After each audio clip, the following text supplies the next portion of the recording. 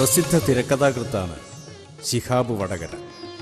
പ്രമുഖമായ ഒരു ചാനലിനു വേണ്ടി അദ്ദേഹം പുരസ്കാര ജേതാവായ സാഹിത്യകാരനും ചലച്ചിത്ര സംവിധായകനുമായ സ്റ്റീഫൻ ചിത്രശാലയുമായി അഭിമുഖം നടത്തുന്നു. അങ്ങയുടെ പതംഗം എന്ന നോവൽ ബഷീർ സാഹിത്യ പുരസ്കാരം നേടിയിരിക്കുകയാണ്. അങ്ങക്ക് എന്തു തോന്നുന്നു? സന്തോഷമുണ്ട്. സ്വകാര്യതയിലിരുന്ന് നൊമ്പരപ്പെട്ട് എഴുതിയ വാക്കുകൾ അംഗീകരിക്കപ്പെടുമ്പോൾ ആരാണ് സന്തോഷിക്കാത്തത്? സാറ് സിനിമയിലും പ്രതിഭ തെളിയിച്ച ഒരാളാണ്. എന്നാൽ കുറച്ച് വർഷങ്ങളായി സാറിന്റെ സിനിമകളൊന്നും വന്നിട്ടില്ല. എന്തുകൊണ്ടായിരുന്നു? ഈ ഫോർമുല കച്ചവട സിനിമകളിൽ വിശ്വസിക്കാത്ത ഒരാളാണ് ഞാൻ. പക്ഷേ അങ്ങനെ ചെയ്താലല്ലേ സാമ്പത്തികമായി നേട്ടം ഉണ്ടാവൂ സാർ? സാമ്പത്തിക നേട്ടമാണ് ഉദ്ദേശിക്കുന്നതെങ്കിൽ ഇതിനേക്കാൾ ലാഭമുള്ള വേറെയും പരിപാടികളുണ്ടല്ലോ. കള്ള് കച്ചവടവും കഞ്ചാവ് കൃഷിയും. അതായത് സാർ ഒരു വിട്ടുവീഴ്ചയ്ക്കും തയ്യാറല്ലെന്നർത്ഥം. കലയിൽ വിട്ടുവീഴ്ചയില്ല. കല എന്നത് മനുഷ്യനന്മയ്ക്ക് വേണ്ടിയുള്ള ഒരു പ്രാർത്ഥനയായിരിക്കണമെന്നാണ് എൻ്റെ വിശ്വാസം. സാറിന്റെ ഏറ്റവും വലിയ സ്വപ്നം? പതംഗം സിനിമയാക്കണം. വിട്ടുവീഴ്ചകളില്ലാത്ത നല്ലൊരു സിനിമ. കലയെ ഗൗരവപൂർവ്വം നോക്കിക്കാണുന്നത് കൊണ്ടാവാം പണം കൊയ്യുന്ന ചിത്രങ്ങളൊന്നും ചെയ്യാൻ സ്റ്റീഫന് കഴിഞ്ഞിട്ടില്ല. അതുകൊണ്ട് തന്നെ ജീവിതം കഷ്ടപ്പാടുകളിലൂടെയാണ് മുന്നോട്ട് നീങ്ങുന്നത്. വാടക വീട്ടിൽ താമസം, പത്രങ്ങളുടെ ഞായറാഴ്ച പതിപ്പുകളിൽ വല്ലതുമൊക്കെ എഴുതി കൊടുത്ത് കിട്ടുന്നതുകൊണ്ടാണ് ജീവിതം. കുടുംബത്തിൻ്റെ ന്യായമായ ആവശ്യങ്ങൾ പോലും നിറവേറ്റി കൊടുക്കാനാവാത്ത അവസ്ഥ.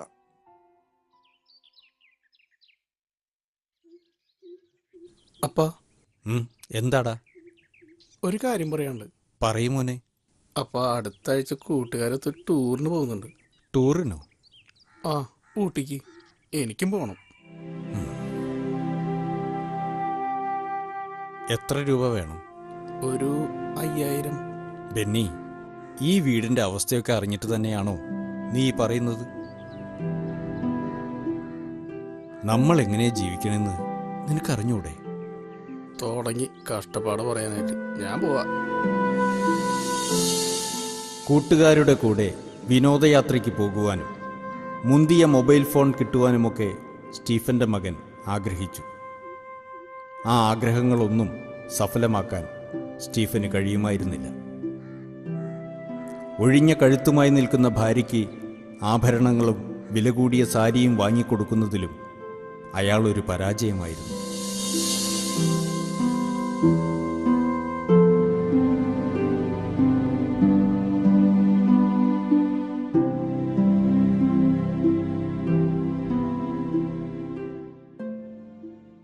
സിനിമയില്ലെങ്കിലും സംവിധായകന്റെ തൊപ്പിയുമണിഞ്ഞ് നടക്കുന്ന സ്റ്റീഫൻ പലയിടത്തും പരിഹാസ്യപാത്രമായിരുന്നു. എന്നാൽ ആ കലാകാരന്റെ കഴിവുകൾ അറിയാവുന്നവർക്ക് ബഹുമാനിതനുമായിരുന്നു അയാൾ. ധാരാളം പേരെ സിനിമയിലേക്ക് കൈപിടിച്ചുയർത്തിയിട്ടുണ്ട് സ്റ്റീഫൻ ചിത്രശാല. അവരിൽ പലരും പിന്നീട് പ്രശസ്തരായിട്ടുണ്ട്. അവരുടെ ആരുടെയും കണ്ണിൽ പെടാതെ ഒതുങ്ങി മാറി ജീവിക്കുവാനാണ് സ്റ്റീഫൻ ഇഷ്ടപ്പെട്ടത്. സിനിമാക്കാരുടെ ആഘോഷ ചടങ്ങുകളിൽ ആ മുഖം കാണുക അപൂർവമായിരുന്നു. അങ്ങനെയിരിക്കെയാണ് പഴയൊരു ചലച്ചിത്ര പ്രവർത്തകനായ കോര സ്റ്റീഫന്റെ മുമ്പിൽ പ്രത്യക്ഷപ്പെടുന്നത്. കുറെ നാളായല്ലോ കോരയെ കണ്ടിട്ട്. ഞാൻ കുറച്ചുനാൾ മദ്രാസിലായിരുന്നു സാറേ. മലയാള സിനിമ അവിടുന്ന് കേരളത്തിലോട്ട് പോന്നിട്ട് കൊല്ലം കുറേയായി. പിന്നെ തനിക്കെന്താ അവിടെ പണി? വല്ല തമിഴ് പടവും കിട്ടിയോ? എവിടുന്ന് കിട്ടാനാ സാറേ, യൂണിയന്റെ കളികളല്ലേ. പിന്നെ അവിടെ തനിക്ക് എന്താ പരിപാടി? അളിയൻ അവിടെയാ. കുറച്ചുനാൾ അവിടെ പോയി നിന്നു. ഇപ്പൊ സിനിമയൊന്നും ഇല്ലേടോ? ഒരു സിനിമയില്ല, എല്ലായിടത്തും ന്യൂജന്റെ കളിയല്ലേ. പ്രൊഡക്ഷൻ മാനേജർ കോരയുടെ സേവനം ഇപ്പൊ ആർക്കും വേണ്ട. പിന്നെ സാറേ, ഞാൻ സാറിന് തെരഞ്ഞു വന്നത് ഒരു കാര്യം അറിയിക്കാനാ. ആ പ്രൊഡ്യൂസർ ഇല്ലേ, KT നായർ. നായർക്ക് സാറിനെ ഒന്ന് കാണണമെന്ന്. എന്നെയോ? അതെ സാറേ, അങ്ങേര് ഇപ്പൊ റെസ്റ്റ് ഹൗസിലുണ്ട്. സാറൊന്ന് ചെന്ന് കാണും.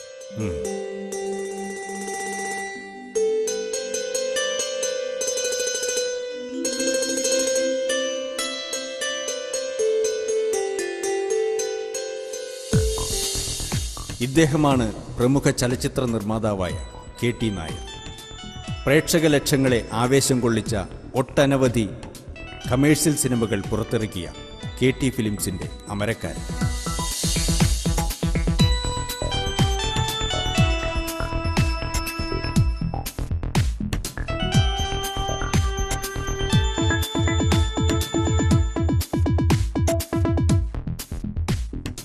സാറിനെ ഒന്ന് കാണണമെന്ന് ആ കോര പറഞ്ഞു.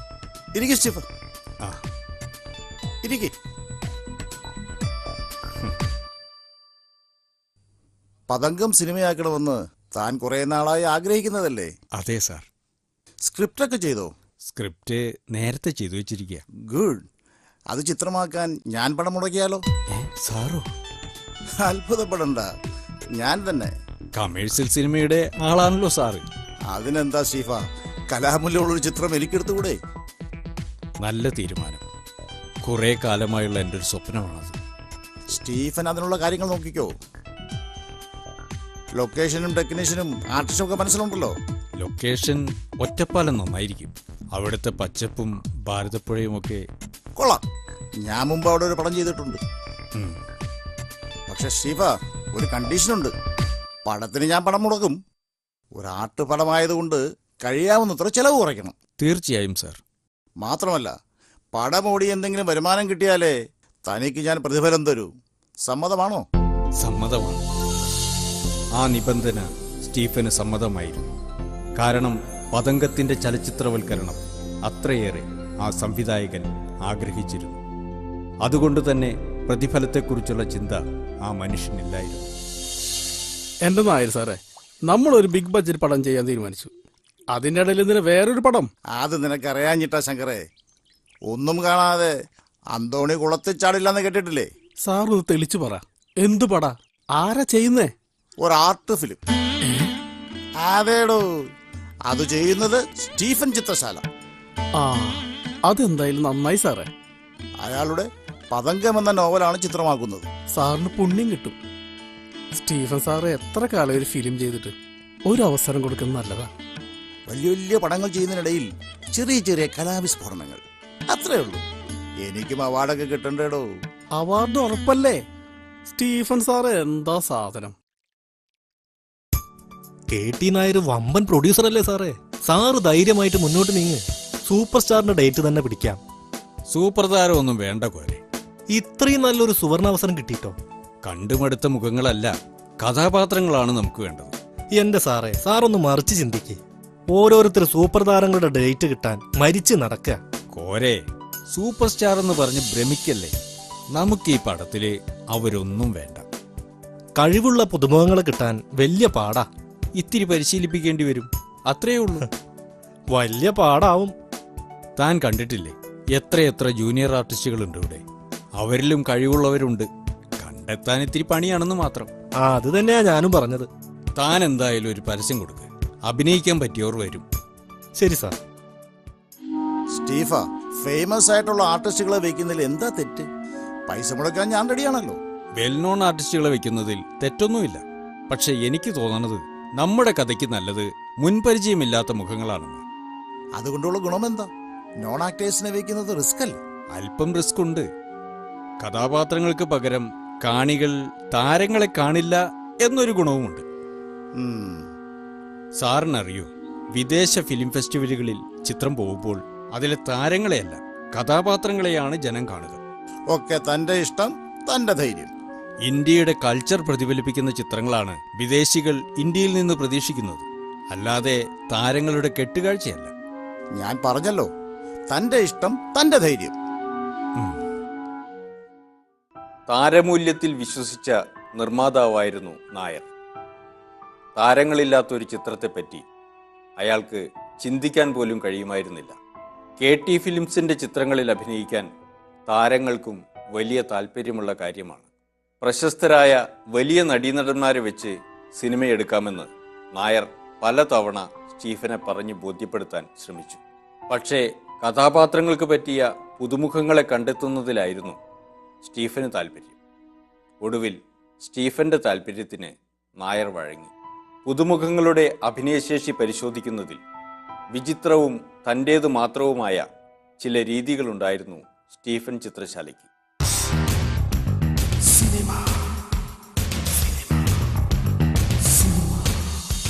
പല പ്രായത്തിലും പല രൂപത്തിലുമുള്ള ഒത്തിരി കഥാപാത്രങ്ങൾ ആ കഥയിലുണ്ടായിരുന്നു. അഭിനയിക്കാൻ അവസരം ആഗ്രഹിക്കുന്ന നിരവധി പേർ ആ സംവിധായകന് മുന്നിലെത്തി. തത്തമ്മേ പൂച്ച പൂച്ച എന്ന് പല ഭാവത്തിൽ പറയിച്ചുകൊണ്ട് സ്റ്റീഫൻ വളരെ എളുപ്പത്തിൽ അവരുടെ കഴിവുകൾ വിലയിരുത്തി.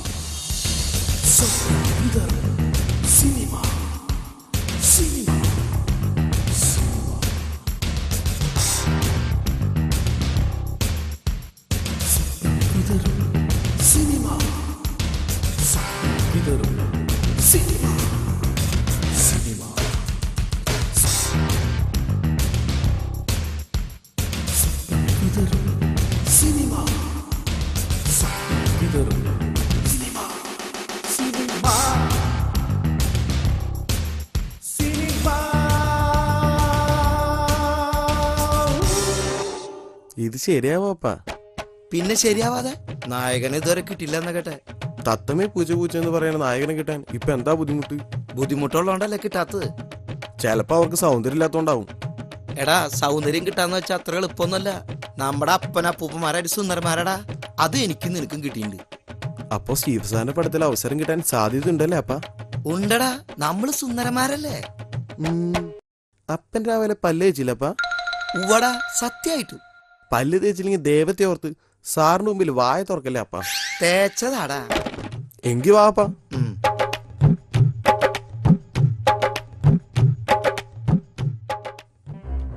ഈ മുടിയൊക്കെ ഇങ്ങനെ ഇട്ട് നടന്ന ആരാ നിന്നെയൊക്കെ അഭിനയിപ്പിക്ക? ഒരു മനുഷ്യക്കോലൊക്കെ വേണ്ടേ? നിങ്ങൾ ആദ്യം ആ കൂളിംഗ് ഗ്ലാസ് എടുത്ത് മാറ്റ്. ഇതൊക്കെ ഇപ്പത്തെ ഫാഷനല്ലേ സാറേ? പോരെ, ഡയലോഗ് കൊടുക്ക്. ഞാൻ ഈ പറയുന്ന ഡയലോഗ് ചിരിച്ചും കരഞ്ഞും ദേഷ്യപ്പെട്ടും പറയണം. അതൊക്കെ ഇവൻ പുഷ്പം പോലെ പറയും. ശരി. ഓടും കുതിര, ചാടും കുതിര, വെള്ളം കണ്ടാൽ നിൽക്കും കുതിര. ആ, ഇത് പറയണം. കാട്ടി കൊടുക്കുമോനെ നിന്റെ കഴിവ്. നോക്കിക്കോ സാറേ. കാണട്ടെ. ഓടും കുതിര, ചാടും കുതിര, വെള്ളം കണ്ട നിൽക്കും കുതിര. ഇനി കരഞ്ഞു പറ. ഓടും കുതിര, ചാടും കുതിര, വെള്ളം കണ്ട നിൽക്കും കുതിര. ഇനി ദേഷ്യത്തിൽ പറഞ്ഞേ. ഓടും കുതിര, ചാടും കുതിര, വെള്ളം കണ്ട നിൽക്കും കുതിര. നീ എന്താ ഈ കാണിക്കുന്ന കിഴങ്ങ? എന്നാ അപ്പ കാണിക്ക്. എടാ ഞാൻ കാണിക്കും. ഓടും കുതിര, ചാടും കുതിര, വെള്ളം കണ്ട നിൽക്കും കുതിര. ഇനി ദേഷ്യപ്പെട്ടു. ഓടും കുതിര, ചാടും കുതിര, വെള്ളം കണ്ട നിൽക്കും കുതിര. കരഞ്ഞു. ഓടും കുതിര, ചാടും കുതിര, വെള്ളം കണ്ട നിൽക്കും കുതിര. മതിയ സാറ്? കലക്കില്ലേ സാറേ? കലക്കി. നിങ്ങളിപ്പോ ചെല്ല്. ആവശ്യമുണ്ടെങ്കിൽ വിളിക്കാം.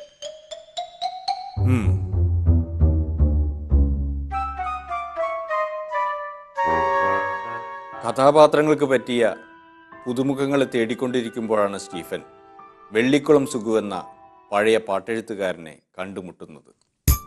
ഒത്തിരി കാലമായല്ലോ വെള്ളിക്കുളം സുഗു തന്നെ കണ്ടിട്ട്. പാട്ടെഴുത്തിന്റെ കന്നിമാസമാ സാറേ. എന്നിട്ട് തന്റെ പുതിയ പാട്ടൊന്നും കേൾക്കുന്നില്ലല്ലോ. സിനിമയൊന്നുമില്ല, എല്ലാം ആൽബം സോങ്സാ. ആൽബം സോങ്സോ? ഞാൻ കേൾക്കാറില്ല. വല്ല കുയിലേ കരളെ എന്നൊക്കെ എഴുതി ഒപ്പിച്ചാ മതി. മഴയെ മഴവില്ലും ഒക്കെ ഉണ്ടെങ്കിൽ കേമമായി. നടക്കട്ടെ. KT ഫിലിംസിന് വേണ്ടി സാർ പടം ചെയ്യാൻ പോകണമെന്ന് കേട്ടു. ശരിയാ, ഒരു ചെറിയ പടം. ഒരു ഇടിവെട്ട് ക്യാമറാമാനെ ഞാൻ തരാം. അതാരാ ഈ ഇടിവെട്ട് ക്യാമറാമാൻ? ഹിന്ദിയിലടക്കം ചെയ്തിട്ടുള്ള ആളാ. വി വിഷ്ണുരാജ്. പുലിയാ. പുലികളൊന്നും വേണ്ട വെള്ളിക്കുളങ്ങരെ. പറയുന്ന കാര്യം പതിപ്പിച്ചു തന്നാ മതി. എന്റെ പാട്ട് വേണ്ടേ സാറേ? സോറി സുഗു, ഈ ചിത്രത്തിൽ പാട്ടില്ല. കഷ്ടമായി പോയി. പിന്നെ ഒരു ഗംഭീര എഡിറ്റർ ഞാൻ തരാം.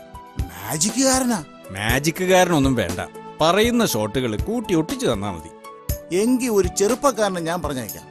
നടനാകാൻ ആഗ്രഹിച്ച് നടക്കുന്ന ഒരാളാ. ആരും അവസരം കൊടുക്കുന്നില്ല. ആ, അവനെ പറഞ്ഞയക്ക്. കൊള്ളാവുന്നവനെങ്കിൽ തീർച്ചയായും ഞാൻ അവന് അവസരം കൊടുക്കാം. ശരി സാർ. വെള്ളിക്കുളം സുഗുവിനെ എങ്ങനെയാ പരിചയം? കൂട്ടുകാരെല്ലാം കൂടി ഒരു ആൽബം ചെയ്തിരുന്നു. അതില് പാട്ടെഴുതിയ സുകുമാഷ.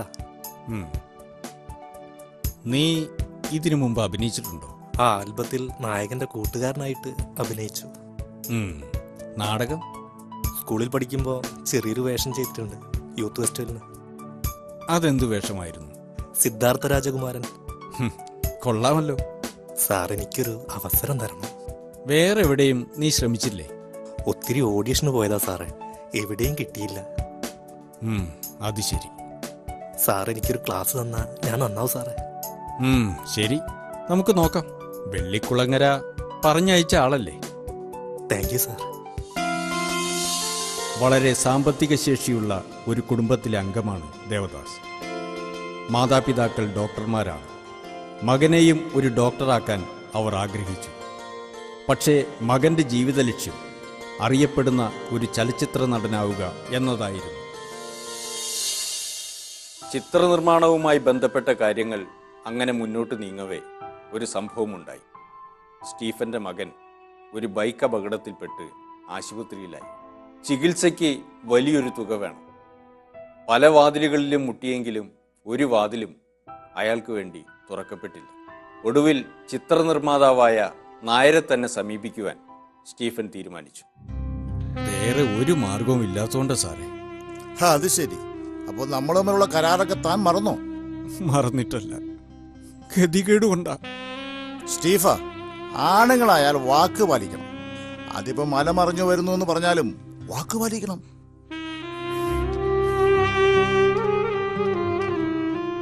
സാർ, എന്റെ മോൻ. എന്റെ സ്റ്റീഫ, എനിക്ക് തന്റെ അവസ്ഥ മനസ്സിലാവും. എന്റെ അവസ്ഥ താനും മനസ്സിലാക്കണം. ഇപ്പൊ തന്നെ ഓരോരോ കാര്യങ്ങൾക്കായി കാശ് എത്ര പൊടിഞ്ഞെന്നറിയാമോ?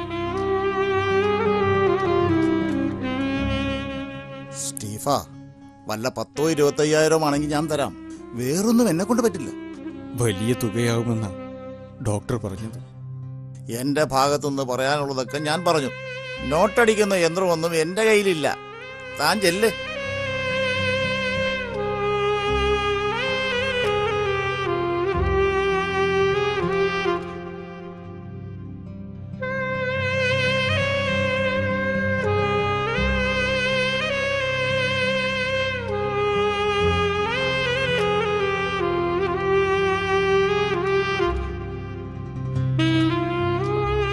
സാറേ,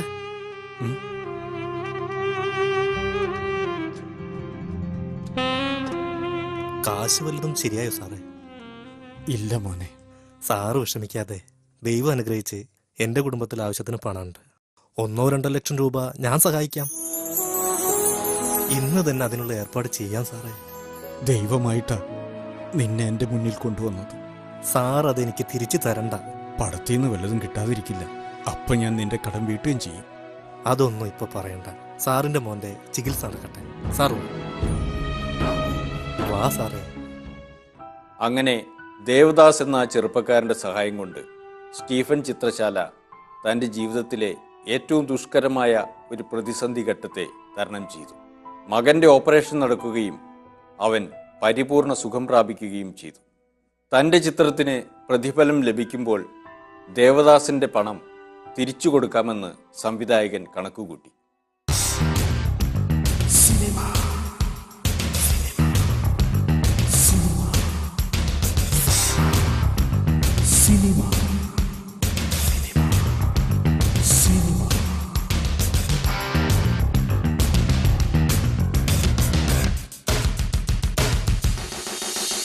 ഏതാനും ആഴ്ചകൾക്കകം തന്നെ ചിത്രത്തിന്റെ നിർമ്മാണം ആരംഭിച്ചു.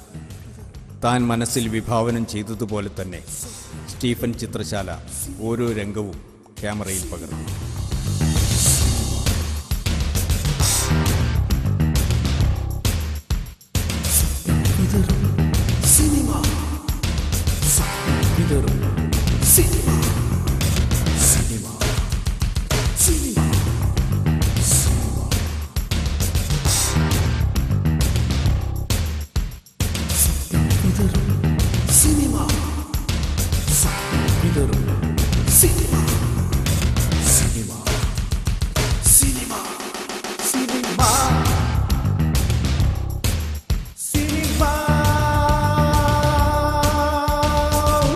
ഗ്രാമീണ ഭംഗികളിലും സ്റ്റുഡിയോയ്ക്കകത്തുമായി പതംഗത്തിന്റെ ചിത്രീകരണം പൂർത്തിയായി. ദേവദാസ് എന്ന ചെറുപ്പക്കാരനെ അഭിനയിപ്പിച്ചെടുക്കുവാൻ സംവിധായകന് വളരെ പണിപ്പെടേണ്ടി വന്നു. എങ്കിലും സ്റ്റീഫന്റെ വിദഗ്ധ ശിക്ഷണത്തിലൂടെ മികച്ച അഭിനയം തന്നെ കാഴ്ചവെക്കുവാൻ ദേവദാസിന് കഴിഞ്ഞു. ആ ചെറുപ്പക്കാരൻ നാളത്തെ വലിയ നടനായി തീരുമെന്ന് സ്റ്റീഫൻ മനസ്സിൽ കണക്കു കൂട്ടുകയും ചെയ്തു. പതംഗത്തിന്റെ എഡിറ്റിംഗ് നടക്കുന്ന വേളയിലാണ് ശങ്കർ മോഹൻ എന്ന സംവിധായകൻ പുതിയ ചിത്രം എടുക്കുന്ന കാര്യം ദേവദാസ് അറിയുന്നത്. സ്റ്റീഫൻ സാർ തന്നയച്ച കത്തോ? നോക്കട്ടെ.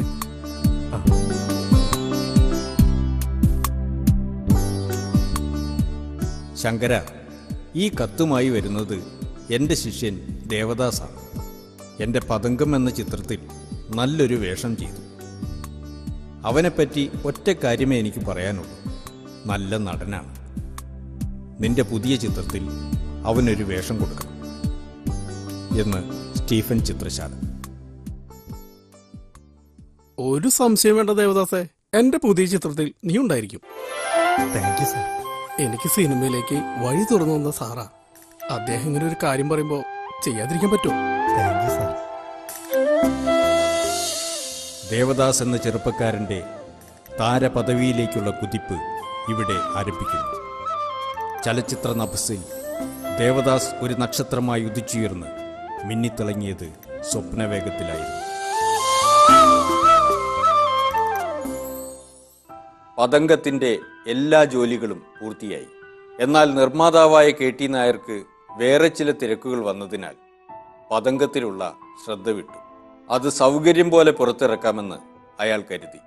ഇതിനിടെ കടുത്ത മദ്യപാനം കൊണ്ടാവാം സ്റ്റീഫൻ ചിത്രശാല ഒരു രോഗിയായി മാറിക്കഴിഞ്ഞിരുന്നു. പതംഗം ഒന്ന് പുറത്തിറങ്ങി കാണാൻ ആ കലാകാരൻ ഒത്തിരി ആഗ്രഹിച്ചുവെങ്കിലും നടന്നില്ല. ചിത്രം പുറത്തിറങ്ങാത്ത ദുഃഖം ഉള്ളിലൊതുക്കുമ്പോൾ മറ്റൊരു കാര്യത്തിൽ സ്റ്റീഫൻ വളരെ സന്തോഷിച്ചിരുന്നു: ദേവദാസ് എന്ന നടന്റെ വളർച്ചയിൽ. അഭിമുഖങ്ങളിൽ സ്റ്റീഫൻ അഭിമാനത്തോടെ പറഞ്ഞു, അവനെ ഞാൻ കൊണ്ടുവന്നതാ. പതംഗത്തിൻ്റെ ചിത്രീകരണ സമയത്ത് ആ ചെറുക്കനെ ഞാനൊന്ന് തല്ലിയിട്ട് പോലുമുണ്ട്. തന്നെ രംഗത്ത് കൊണ്ടുവന്ന ആളാണെങ്കിലും ജീവിതത്തിൽ വിജയിക്കാൻ കഴിയാത്ത ആ സംവിധായകൻ തന്നെ അവൻ, ചെറുക്കൻ എന്നൊക്കെ വിളിക്കുന്നത് ദേവദാസിന് ഒട്ടും സഹിക്കുമായിരുന്നില്ല. അവനിൽ പകനുരഞ്ഞു. താൻ മുൻപ് സഹായിച്ച പണത്തിൻ്റെ പേരിൽ ദേവദാസ് സ്റ്റീഫനെ കാണുന്നിടത്തെല്ലാം വെച്ച് നാണം കെടുത്തി. നമുക്കൊരു ഡോക്ടറെ കാണാം സാറേ, ഈ ചുമ. ഓ, അതൊന്നും സാരമില്ല. ആ സാറോ? കാണാനേ ഇല്ലല്ലോ. ഞാനിവിടൊക്കെ തന്നെ ഉണ്ടടാ മോനെ. ഉണ്ടായ പോരാ, എത്ര കാലമായി നിങ്ങൾ ആ കാശ് വാങ്ങിയിട്ട് പിരിച്ചു തരണമെന്ന് വല്ല ചിന്തയുണ്ടോ? ദാ സാറേ,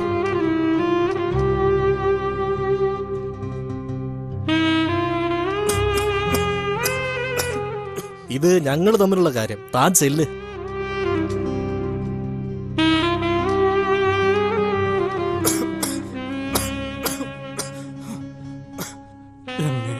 നാണം കെടുത്തല്ലേ മോനെ. കാശ് തിരിച്ചു ചോദിക്കുമ്പോ അത് മാനം കെടുത്തലായി. നാണമുണ്ടോ മനുഷ്യ?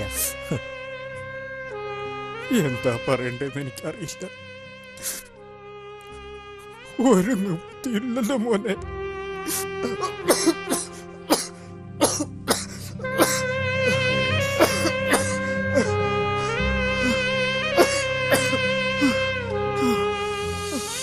രോഗമാ മനുഷ്യനെ കാർന്നു തിന്നുകയായിരുന്നു. ഇത്തിരി പണത്തിൻ്റെ പേരിൽ അപമാനിതനായി നീറി ഒരു നാൾ അയാൾ മരിച്ചു വീണു. പതംഗം എന്ന ചിത്രം പുറത്തിറങ്ങി കാണാൻ നിർഭാഗ്യവാനായ അയാൾക്ക് യോഗമുണ്ടായില്ല. സ്റ്റീഫൻ ചിത്രശാലയുടെ മരണശേഷമാണ് നിർമ്മാതാവ് ആ ചിത്രം പ്രദർശനത്തിനെത്തിച്ചത്. ചിത്രം വലിയ വിജയമൊന്നുമായിരുന്നില്ല. എങ്കിലും ആ വർഷത്തെ ഏറ്റവും മികച്ച ചിത്രത്തിനും നടനുമുള്ള ദേശീയ പുരസ്കാരം ആ സിനിമയ്ക്ക് ലഭിച്ചു. മികച്ച ചിത്രത്തിനുള്ള ഈ അവാർഡിനെ കുറിച്ച് സാർ എന്ത് പറയുന്നു? ഈ അവാർഡ് ഞാൻ പ്രതീക്ഷിച്ചതാ സ്റ്റീഫൻ സാറ്. പക്ഷേ ഇത് കാണാനില്ലല്ലോ എന്നൊരൊറ്റ ദുഃഖം മാത്രമേ എനിക്കുള്ളൂ. മലയാള സിനിമയിലെ നക്ഷത്രമായിരുന്നു ആ സംവിധായകൻ. അദ്ദേഹത്തെ കുറിച്ച് ഓർക്കുമ്പോൾ എന്റെ ഹൃദയം വിങ്ങി പൊട്ടുകയാണ്. ഇനി അങ്ങനെ ഒരു സംവിധായകൻ ജനിക്കില്ല.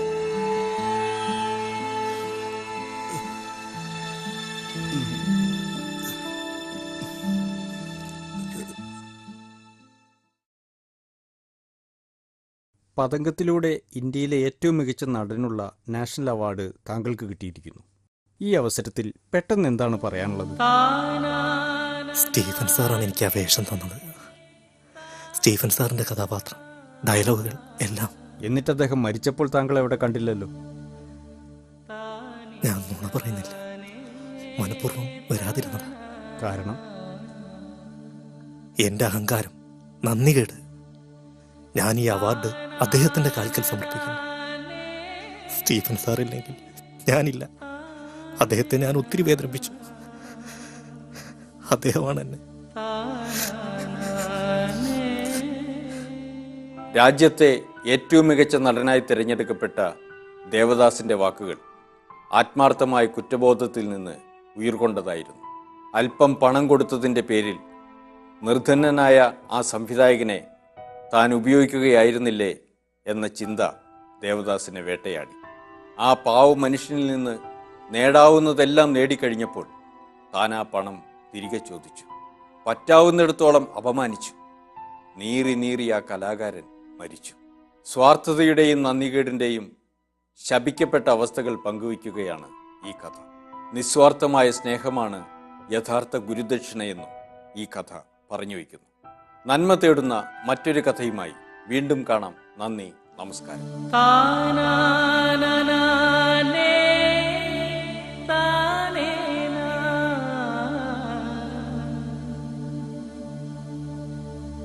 താനേ